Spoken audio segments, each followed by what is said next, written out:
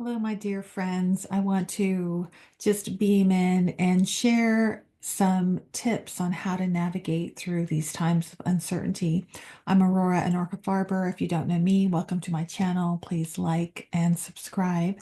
If you are interested in bringing more beauty, balance, and brilliance into your life, if you're interested in knowing that the cosmos is here to support you, even in times of uncertainty, and if you're one who believes in intuition and synchronicity and the magic of the universe, or even if you're not quite sure about it, but there's an interest that's sparking up in you, I really welcome you to this community of wayfinders, people who are navigating the unknown through their intuition, through their connection to the cosmos, through their allies, seen and unseen. Welcome, welcome, welcome. Today, I just finished an oracle reading in a group that I'm in, and I wanted to share it with my larger audience on YouTube. And I'm going to be talking about the gene key that's currently in transit because this is the energy, the ally that is here to help us today. This is gene key 43. And then I'm going to talk a little bit about the two cards that I pulled that I felt were insightful as tips on how to navigate these uncertain times. The first one is GeneKey 43.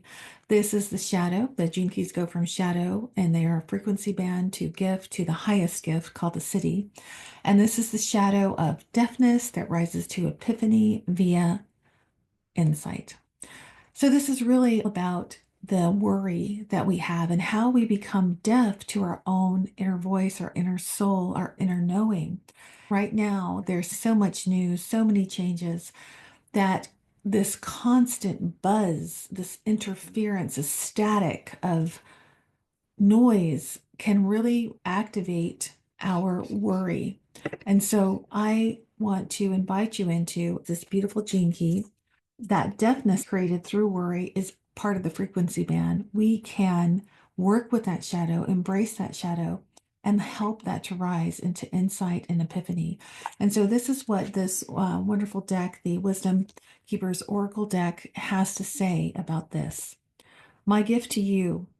I am here to invite out the rebel in you, the poet, the lover, the mad scientist, the revolutionary. There is something only you can do, something your entire life has prepared you for. It is time to take a risk, to shake up a system. You may make waves. That's okay. Whatever you do, stop listening to the status quo. This is not about venting or blaming. This is about being creative and being open to love. You don't have to know where exactly you're headed or why in order to trust your inner voice. As you courageously forge a new pathway, don't be surprised if your timing gets better and breakthrough insights come your way. Dare to be who you are, and you will ignite the creative rebel in others wherever you go. So, questions for contemplation from the guidebook are: what are you worried about most these days? There's a lot to worry about. So, what is that for you? Are you obsessed over these worries? Or do you drown them out in being busy, listening to outer noise, or with your own talking? Do you feel misunderstood or like a misfit? What might you do differently if you weren't afraid of being different? Feel into this energy of the deafness that comes from all the noise around us. All of that distraction keeps us from knowing the truth of who we really are in our soul. So today, when I was drawing cards, I was asked this question: how do I get through these next few months? This is from the 13 Moon Oracle deck by Ariel Spilsbury. And so the card that came was this one: Empty, the sacred tool of the cauldron. This is a tool of the archetype of the Great Mother. And the words are empty, float, not know, spacious. My first reaction was, isn't that interesting? That's not the way we're taught. We're taught when we worry, we need to do something, we need to take action. It's a much more masculine approach to this, but these are cards of the divine feminine. And in the Great Mother, that's where all new beginnings come from. And our ending is a beginning. And how do we know the new beginning? How do we get comfortable with it? This is an invitation to train our consciousness to become empty, to empty out all the static, all the worry, and to actually feel and float in spaciousness. Now, the tool is the cauldron. And so if you think of a cauldron is a solid, heavy pot that can take a lot of heat. As I was pulling this card, I noticed in my own body, in my third chakra, an energy bubbling, bubbling, bubbling. And I could feel my own way of wanting to take an action, to do something. Of being uncomfortable with this unknown, of being uncomfortable with all of this worry, wanting to do something, but it wasn't grounded. And so my invitation is to feel into the cauldron of your own body. Just imagine from your belly down to your seat, this is a cauldron, and notice how fortified is your cauldron. The first chakra is about safety and feeling safe. The second is about creativity and being able to birth your dreams and desires into the world. The third is about empowerment or feeling disempowered. Many of us may be feeling unsafe, unable to create what we desire in the world, or we may feel disempowered, or like our power may be taken away from us. The invitation from the Divine Feminine today wasn't to rally the troops or take action.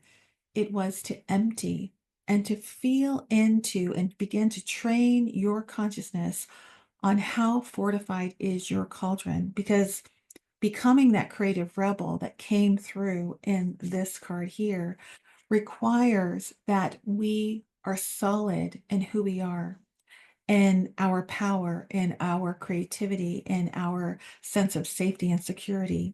And so some of the tips that I offer on that is to make it a daily practice to fortify your cauldron. Before that, feel and close your eyes, sense into your chakras. And if you imagine that they are a cauldron, how strong does your first chakra feel? Do you feel like there's a crack? Do you feel like there's a leak? And if so, what can you do to fortify that? For me, it's going outside, putting my bare feet on the earth, feeling into this planet that has been here for thousands of years, has undergone so many changes, drastic changes, and yet she is still here. She is still the ground beneath our feet. And so aligning our energy to that, letting it come up and fortify and repair those cracks, knowing that there is a part of you that is connected to this planet.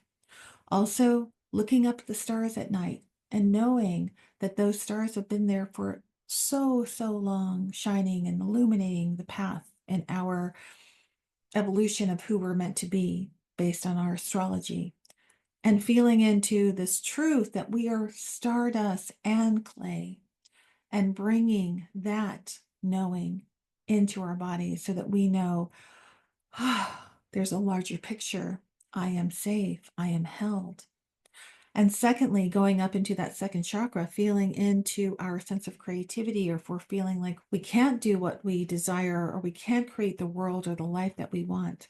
Again, activating your creativity. It doesn't have to be a great work of art. It can be in the smallest ways, in the ways that you plate your food, in the way that you fluff your pillows on your bed.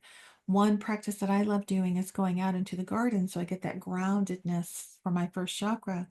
Then I go to the statues in my garden and I pick fresh flowers and I adorn my statues with these flowers. And I get to see their beauty in that moment when the flower is beautiful and open and bright. And even as it begins to decay and dry up, then I get to take that off and offer it back to the earth. These are small acts of creativity, and I might choose this flower and then that flower, might put it here or there. But knowing and actually activating in our body that we still have creative choice, that we can decorate and adorn our lives in the way that we desire, that no one can take that away from us. How can you bring more creativity in the small acts of your life? And for the third chakra, my invitation comes from the second card that I pulled, which is the light shield. This is the tool of the Lady of Communion, and her mantra is, I intend, I empower. This really is about power and aligning your power. One of the questions I love to ask myself when I'm feeling powerless, is what is my power plugged into? Like a cord that plugs into the wall to receive the energy. What am I plugging into? Am I plugging into fear? Am I plugging into worry? Am I plugging into disgust? Am I plugging into separation? If I'm plugging into that, then I do feel powerless, or I feel that the power is overtaking me and I almost become shocked by it. But what if I plug into gratitude? What if I plug into joy? What if I plug into love? Then that's a very different kind of power. And so, this tool of the light shield, again, the words are pattern, center, congruence, manifestation, and structure. And she says, I intend, I empower. This is really about aligning with the truth of who you are.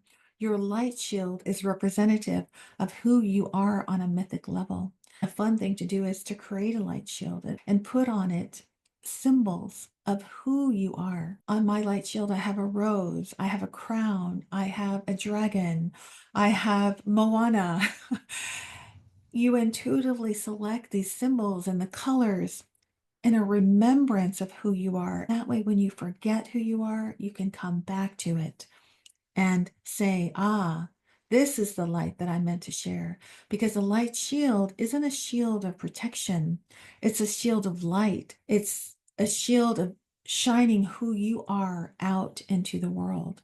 And so I wanted to share these two cards that really said to me, what do we need to do now in times of uncertainty? Is to first empty, to feel into the cauldron of our own body. Notice if it's broken or cracked.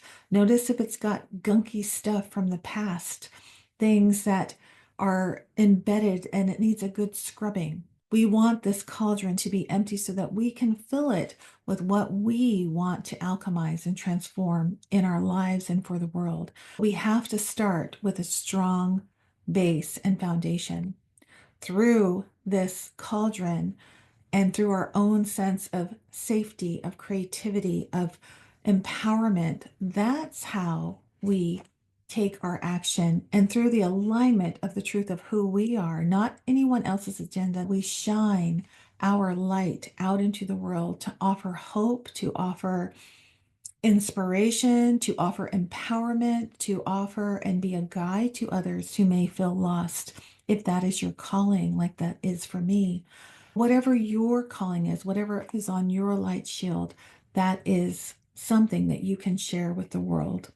I just wanted to share these three cards of hope and inspiration that really have lit me up today ever since I've been feeling lost in the unknown. I have been drawing cards because that's what I do. I hold GeneKey 57 as my life's work. It's the gene key of unease that goes to clarity via intuition. When I don't know what to do, I come into my spirit and ask for guidance from my ancestors and my guides. The message I keep getting over and over is wait and listen, listen inside. And then the second message I've been getting is that this initiation is here to activate my gifts, your gifts, our gifts out into the world. This initiation is here to activate us into becoming that creative rebel that is here to bring more love, more empowerment, more harmony to the world. And how do we do it? We empty, we fortify our vessels, we fortify our sense of safety by our daily actions, our sense of creativity, our sense of empowerment. And from that place, we are able to align with who we are, our mission, our purpose, because if you're here at this time for a reason. From that sense of safety, that fortified cauldron, you can shine your light into the world to be a beacon of hope, a beacon of inspiration, to help guide and to find all those others who are out there shining their lights, maybe turning it up a little bit, maybe turning it up really bright. That's how we can find each other, by calming and being calm in our own nervous system, grounding through these first three chakras, and then allowing our light to shine. These lights, as I see it now, it's almost like they're all connecting. They're all connecting, and they're becoming this great cauldron, this great fortified cauldron of people who are here to bring hope and inspiration in a world that is becoming increasingly darkened and unknown. If you're called to be one of these light carriers and wayfinders, I invite you to stay a part of my channel. I'm feeling that call to share my love and shine my light even more. And one of the ways in which I want to do this is through YouTube. So like and subscribe if that's in your joy, and share with your friends if you think that this message might inspire them and give them hope. Thank you so much, and keep shining your light. Bye-bye.